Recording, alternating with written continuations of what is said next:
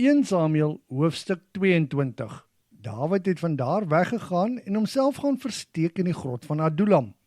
Sy familie en al sy broers het daarvan te hore gekom en het na hom toe getrek.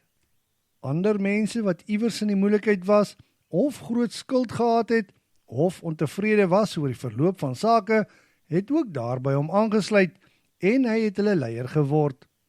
Op die ou end was daar ongeveer 400 man wat by hom aangesluit het. Dawid het daarvandaan na die koning van Moab in Mispe gegaan en aan hom gevra, kan my ouers, my pa en ma hier by julle kom bly, totdat daar sekerheid is oor wat God vir my beplan. Dawid het hulle aan die koning van Moab voorgestel en hulle het by hom gebly, al die dae wat Dawid homself in die bergskuiling gehou het. Die profeet Gad het egter vir Dawid gesê, moenie langer hier in die bergskuiling bly nie, maar trek terug na die grondgebied van Juda. Dawid het dit gedoen en getrek na die bos Gerit.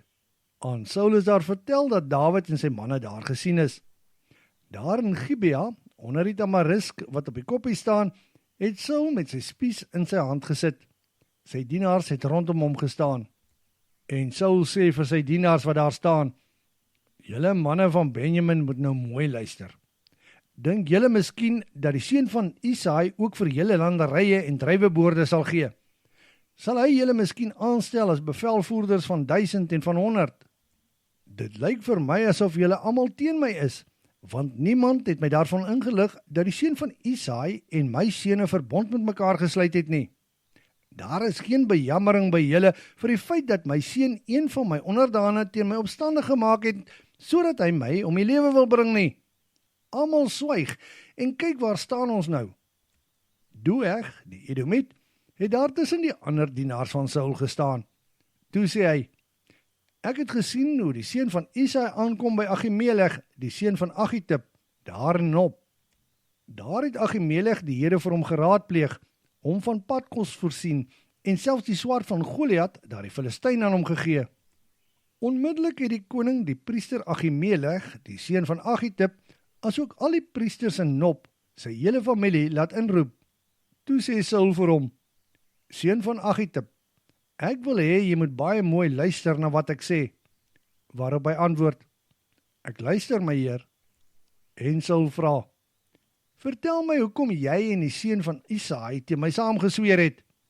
Jy het selfs vir hom padkos en 'n swaard gegee en die Here vir hom geraadpleeg, en vandag is hy in opstand teen my. Toe antwoord Achimelech die koning, is daar ooit 'n dienaar van die koning wat so loyaal is as Dawid? Op slot van sake is hy die koning se skoonseun en die hoof van die leiwag. Hy word ook baie geëer in die huis. En ek het God al baie in die verlede geraadpleeg vir hom. Dit is glad nie wat jy dink nie. Ek en my familie moet asseblief uit die saak gehou word. Die dienaar weet werklik niks daarvan nie. En die koning sê, jy en jou familie moet definitief doodgemaak word, en die koning gee die manskappe wat by hom staan opdrag. Kom hier, maak die Here se priesters dood, want hulle het Dawid se hand versterk en geweet dat hy op vlug is, maar aan my het hulle niks gesê nie. Die manskappe van die koning het egter geweier om die Here se priesters om die lewe te bring. En die koning sê vir Doeg, maak jy die priesters dood. Toe maak Doeg die priesters dood. Hy het 'n totaal van 85 man wat die skouerkleed dra daardie dag om die lewe gebring. En almal in die stad Nob, waar die priesters gewoon het, het hy met die swaard omgebring. Die mans en die vroue, die kinders en die babas, ja, selfs die beeste, donkies en kleinvee.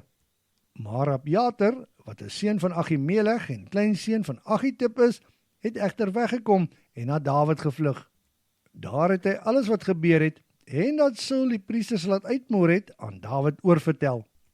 Toe sê Dawid vir hom, daardie dag toe Doeg, die Edomiet, daar was, het ek daaraan gedink dat hy Saul daarvan sou vertel. Eintlik dra ek die skuld vir wat met jou familie gebeur het. Moenie bang wees nie en bly hier, want die man wat jou wil doodmaak, wil my ook doodmaak.